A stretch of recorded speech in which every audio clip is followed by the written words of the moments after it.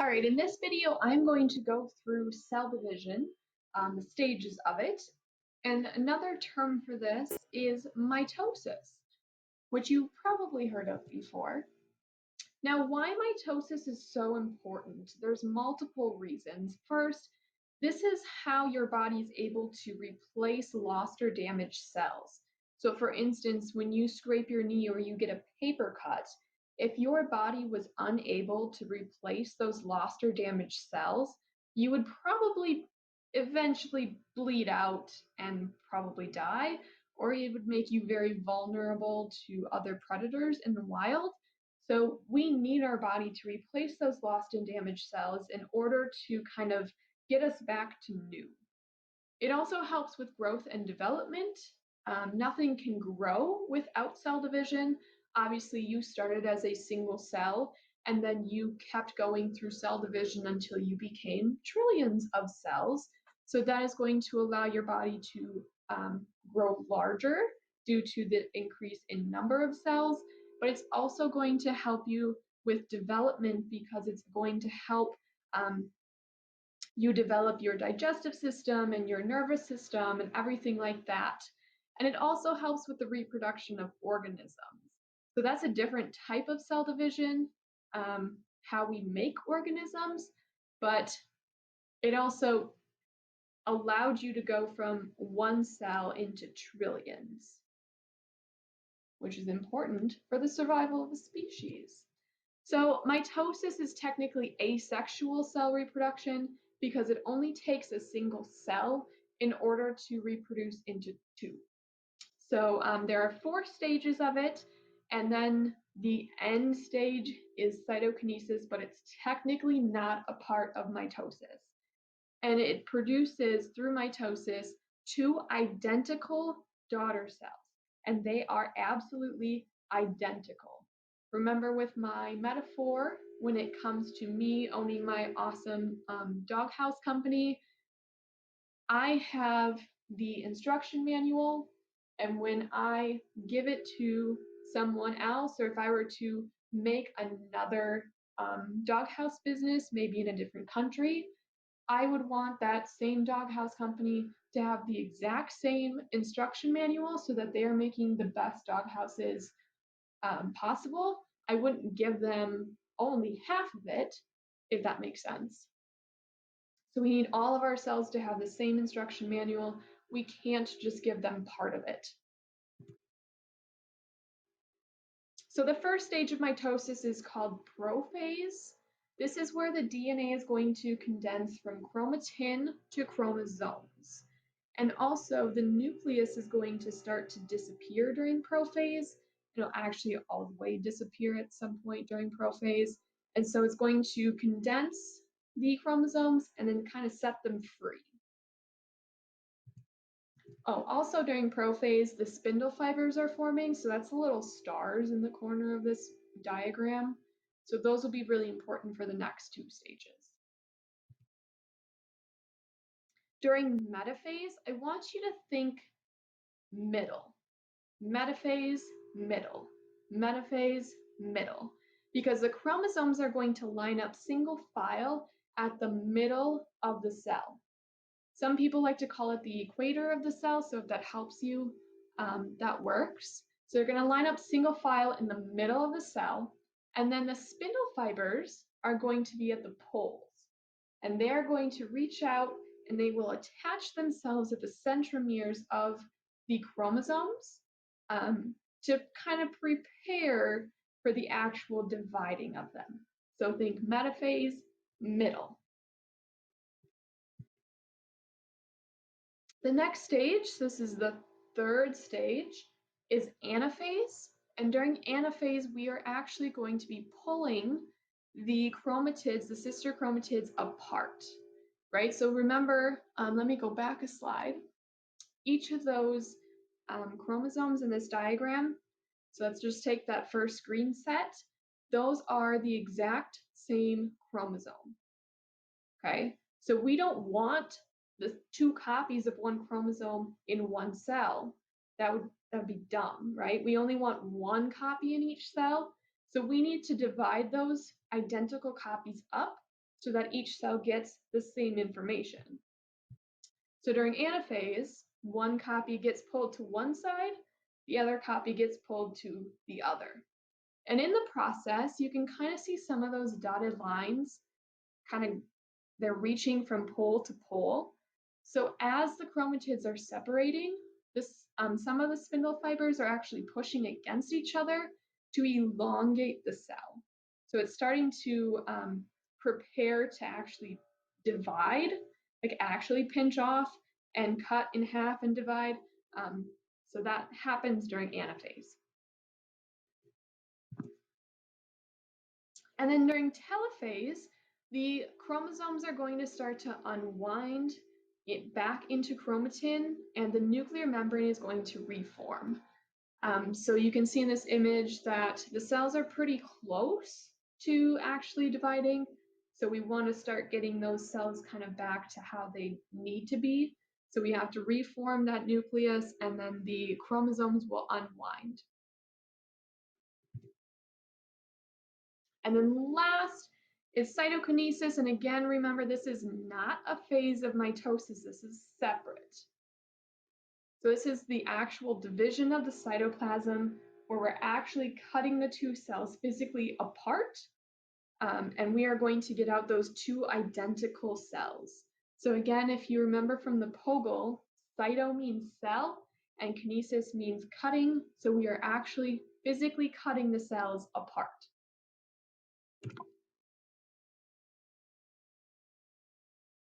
Now then, both cells that come out of mitosis are going to re-enter into interphase. So both cells that are coming out are going to be pretty small because they both came from one kind of normal size cell. So after cytokinesis, they're going to re-enter into interphase. So both of those cells then are going to grow in size during G1. They are going to then replicate their chromosomes during the S phase. And then during G2, both of those cells are going to prepare to divide again. So then both of those two cells will go through mitosis, cytokinesis, and then we'll get 4 cells out. So you can see in this image how much time cells spend in each of the phases. They spend a majority of their time in interphase, a little bit of time in prophase. It does take a little bit to condense the DNA from chromatin into chromosomes, but then metaphase, anaphase, telophase is pretty quick. Now there is a difference between cytokinesis in animal cells and in plant cells. So in animal cells, right, we don't have a cell wall, we just have that flexible cell membrane. So when we go from telophase into cytokinesis, what really happens during telophase is the cell is starting to kind of pinch off. There's some microfilaments in the cell that are going to start kind of contracting. It's like we're putting a rubber band around the two cells to try and split it. So if you've ever seen like a video of someone opening up a watermelon by putting a bunch of rubber bands around it, and eventually it squeezes so tight that the watermelon breaks in half, it's kind of like that. And so the name for that contractile ring in the center is called the cleavage furrow. And I hate that word, but that's what it's called. And then in plant cells, because they have a cell wall, they actually have something called a cell plate that forms in between the two cells, and that actually then physically divides them. So it actually starts forming kind of in the middle and then extends out to the ends to form the two new cells. So animal cells have a cleavage furrow and plant cells have that cell plate. Now, mitosis is cool and all, like it helps us to be big and strong and whatnot, but there's also some, there's regulation that has to happen with mitosis, and then there's some things that can go wrong with it. So with cell cycle regulation, your cells are actually extremely smart. So if, like in a lab when scientists were studying cells, they would take a petri dish like what is shown in this picture, and they would put some cells into the petri dish and the cells would go through mitosis, right? And they found that the cells would stop undergoing mitosis when they filled the bottom of the petri dish with a single layer of cells. So once the cells started to touch each other, they said, oh, it's too crowded in here, we're going to stop going through mitosis. So that cell-to-cell contact is one way that our cells are super smart. They know that, oh, we don't need any more cells, so we're going to stop growing. So I want you to just think for a second, why do you think this is? Why do you think that our cells would stop growing once there's a single layer of cells in that petri dish? Why wouldn't they continue to just grow and grow and grow and extend over the petri dish and try and get out? Now, the reason for this is because your cells need nutrients, right? And the more cells or the more layers of cells that you would put into this petri dish, the less nutrients that the cells either at the in the middle or maybe at the top, depending on where the nutrients are, the less nutrients those cells would get. So it's not really setting the cells up, all of the cells up for success if they continue to grow on top of each other. Now you also have these things called growth factors in our body. These are specific proteins that are made that are going to stimulate cell division. So when you get a paper cut, right, growth factors are going to tell your body to start going through mitosis to fill in the cells that were lost or damaged in the incident. You also have hormones that are going to stimulate your cell cycle in your body. So these are going to stimulate growth of certain cell types. So depending on the hormone, it is going to either tell your body that you need to increase your bone growth, like as you're going through adolescence. It could have you increase your muscle cells. Or it could have your body start to get rid of cells by decreasing the amount of fat in your body. So one of those, yeah, I'm just going to stop there because I don't want to confuse you. But so you do have hormones that are going to tell your body when to go through mitosis and what cells need to go through mitosis. And I'm just going to stop there. Now you have something in your body. It's called apoptosis, and this is actually programmed cell death. So your cells, I always learned it as like cell suicide. Your cells know when it's time to go bye-bye, right? So as your cells are reproducing, obviously if we don't have some of your cells dying off in the meantime, we would just continue to grow into this big blob of cells. So as our cells are reproducing, some of our cells have to die. So this is a kind of a self-destructive process. So your lysosomes, right, when back in Unit 2, they're in charge of digesting things, but they can also get rid of whole cells. So what happens is these lysosomes are going to open up and all of their digestive enzymes are going to go out into the cell and they're actually going to kill the cell like from the inside out. So one of the ways that this affects you is this picture with the black background. That is a picture of a human embryo. So it's being developed in a mom's tummy, right? When you were developing, you had webbed fingers and toes, right? It is proven that one of our ancestors are fish who have webbed fingers and toes.